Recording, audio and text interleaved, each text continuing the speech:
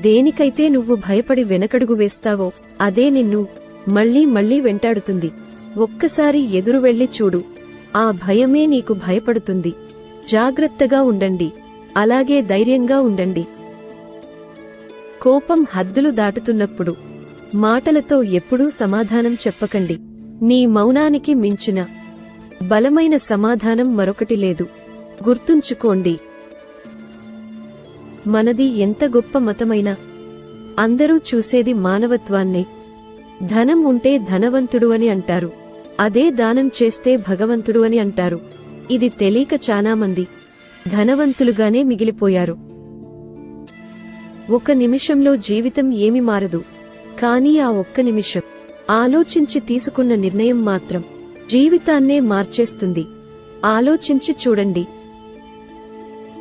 భగవంతుడ్ని ఒకటే కోరుకో, కోపం వచ్చినప్పుడు నీ కళ్ల నుండి కన్నీళ్లు రానివ్వమని, అంతేకాని నీ నోటి నుంచి మాట రానివ్వొద్దు అని.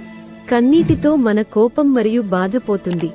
అదే మనం కోపంలో మాట జారితే ఎదుటివారి బాధకి మనం కారణమవుతాం. ఎవరినీ నొప్పించకండి, ప్రశాంతంగా జీవించండి, అలాగే ప్రశాంతంగా జీవించనివ్వండి. ప్రేమగా పలకరిస్తే పరాయి వాళ్లు కూడా మనవాళ్లు అవుతారు. అదే కఠినంగా మాట్లాడితే మన వాళ్లు కూడా దూరమవుతారు. అందుకే అందరినీ ప్రేమగా పలకరిద్దాం. పోయేదేముంది, మాటే కదా. జీవితమనేది ఒక నది లాంటిది. అడ్డంకులన్నీ ఎదుర్కొంటూ ముందుకు సాగే నది ప్రవాహం మాత్రమే సముద్రాన్ని చేరుకోగలుగుతుంది. అలాగే జీవితమనే మార్గంలో రాళ్లు ఉంటాయి, అలాగే ముళ్ళు ఉంటాయి.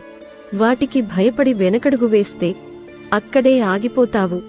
ధైర్యంగా ముందుకు సాగితే సకలం మన సొంతమవుతుంది. ఒక కప్ప తామర పువ్వు చుట్టే ఉంటుంది, కాని ఎక్కడనుంచో వచ్చిన తేనెటీగ మాత్రమే తామర పువ్వు యొక్క మకరందాన్ని ఆస్వాదిస్తుంది. మనం ఎక్కడ ఉన్నామనేది ముఖ్యం కాదు, మనం ఏం చేస్తున్నామనేదే ముఖ్యం. అలవాట్లు మనం ఉపయోగించే చేతికర్ర వలె ఉండాలి, అంతేకాని మనం ఆధారపడే ఊతకర్రలాగా ఉండకూడదు. కష్టాన్ని ఎదురించే దమ్ము, అలాగే బాధలను భరించే ఓర్పు ఎప్పుడైతే నీలో ఉంటాయో అప్పుడే జీవితంలో నువ్వు గెలవబోతున్నావని అర్థం. ఆవేశం అధికమైతే ఆలోచన తగ్గుతుంది, ఆలోచన తగ్గితే అంధకారమే మిగులుతుంది.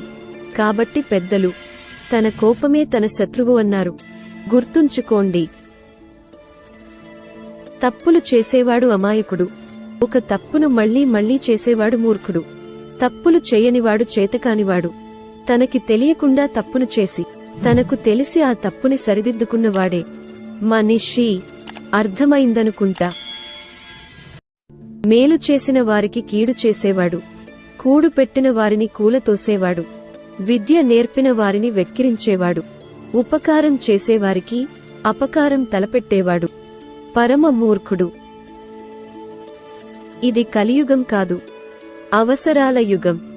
ఎప్పటివరకైతే మనం ఇతరులకు నచ్చినట్లు బ్రతుకుతామో అప్పటి వరకు చాలా మంచివాళ్లం. కానీ ఒక్కసారి మనం మనకు నచ్చినట్లు మనం బతకడం మొదలు పెడతామో నిమిషాల్లో చెడ్డవారిమైపోతాం. మంచి మాట, అలాగే మంచి ఊహ మనిషికి మనసుకి ఎంతో ఆరోగ్యకరం. చినుకంత అనుమానం కూడా ఏ బంధానికైనా ప్రమాదమే. సముద్రమంత ప్రేమ ఉన్నప్పటికీ ద్వేషానికి, అలాగే దూరానికి అదే మూలకారణం. అనుమానించకండి, అర్థం చేసుకోవడానికి ప్రయత్నించండి. కోపంలో మాట తూలి ఇతరులను దూరం చేసుకునే దానికన్నా క్షమించో, క్షమాపణలు అడిగి దగ్గర చేసుకుంటే మీకు శత్రువులు తగ్గుతారు, జీవితం ప్రశాంతంగా ఉంటుంది. తెలియంది తెలుసుకుంటే జ్ఞానం, తెలిసింది దాచుకుంటే అజ్ఞానం. నిజమే కదా. ఏ రాత రాసినా కాగితం తనలో తాను దాచుకుంటుంది, కానీ కొన్ని రాతలు మాత్రమే కాగితాన్ని మనం దాచుకునేలా చేస్తాయి. కొన్ని పరిచయాలు కూడా అంతే, తామరాకు మీద నీటి బొట్టులా జారిపోతూ ఉంటాయి. కొన్ని మాత్రం మనసు పొరల మధ్య నిలిచిపోయి ఉంటాయి. అవే పరిమళించే పరిచయాలు. నిజమే కదా? సంతోషమంటే ఏమిటో తెలియడానికి దుఃఖం ఉండాలి.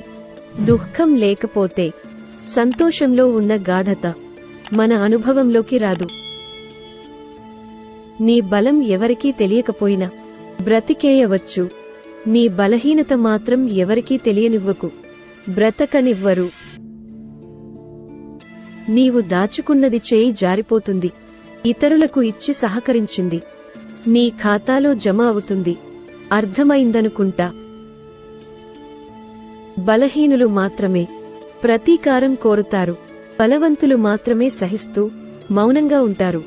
ఇక బుద్ధిమంతులు మాత్రమే జరిగినవి మరచిపోయి ప్రశాంతంగా జీవిస్తారు.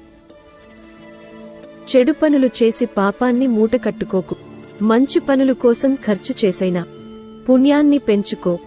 ఆ పుణ్యమే నీ రాతను మార్చుతుంది అని తెలుసుకో.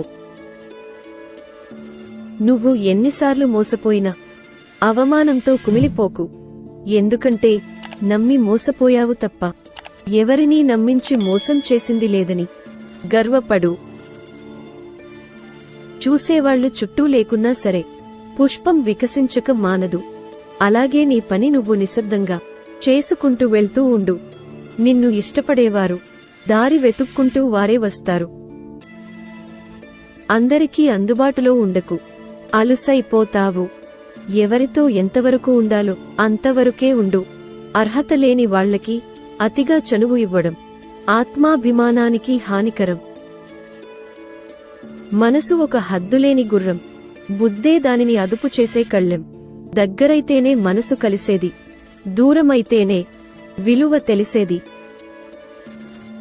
చెయ్యకుండానే చేశాను అనేవాడు అధముడు. కొద్దిగా చేసి కొండంత చేశాను అని చెప్పుకునేవాడు గర్వపోతూ. ఎంతో చేసి కూడా కొంచెమే చేశాను అని చెప్పేవాడు సజ్జనుడు. మనమెప్పుడూ లోపలికి చూసుకోము, బయటకే చూస్తాం. ప్రతి ఒక్కరూ ప్రపంచాన్ని మార్చడానికి సిద్ధపడతారు. మార్చాల్సింది ప్రపంచాన్ని కాదు, ముందు మనల్ని మనం మార్చుకోవాలి. ఎన్ని గ్రామ సింహాలు ఒక్కటై ఎన్నిసార్లు మొరిగినా ఒక సింహగర్జనకు కూడా సమానం కాదు. అలాగే ఎంతమంది గట్టిగా అరిచి ప్రచారం చేసి ఒక నింద ఎప్పుడూ నిజం కాదు. పచ్చనోట్లు మనల్ని కాల్చడానికి గంధపు చెక్కలను ఇస్తాయేమో కాని మన కోసం కనీసం 2 కన్నీటి బొట్లు రాల్చవు. కాబట్టి డబ్బు ఒక్కదానికే ప్రాధాన్యతనిచ్చి నీ జీవితానికి ఉన్న ప్రాధాన్యత తొక్కే. మనిషిలో అహం తగ్గిన రోజు ఆప్యాయత అంటే ఏంటో అర్థమవుతుంది. గర్వం పోయిన రోజు ఎదుటివారిని ఎలా గౌరవించాలో తెలుస్తుంది.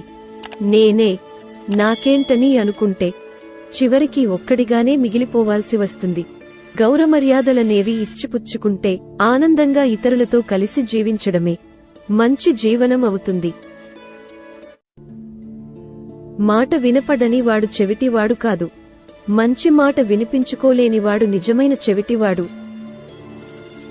సమర్థుడికి ఎదురులేదు, అసమర్థుడికి ఎదుగులేదు.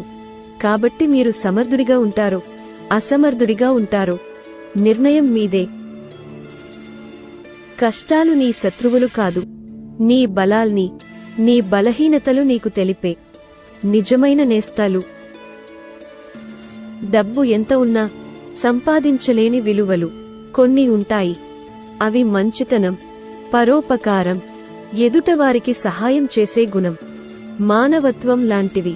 వీటిని మనం అలవర్చుకుంటే ధన్యులమవుతాం. అడిగేవాడు తీరని సందేహాన్ని, తెలియని సమాధానాన్ని అడిగి తెలుసుకోగలడు. అడగని వాడు సమస్యకు భయపడుతూ తెలియని విషయాన్ని ఎప్పటికీ తెలుసుకోలేడు.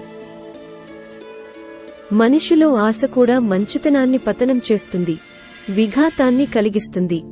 కోరికలు తీరినా తీరకపోయినా ఆనందంగా ఉండాలి. మంచి మార్గంలో నడవాలి, మంచిని ఆచరించాలి.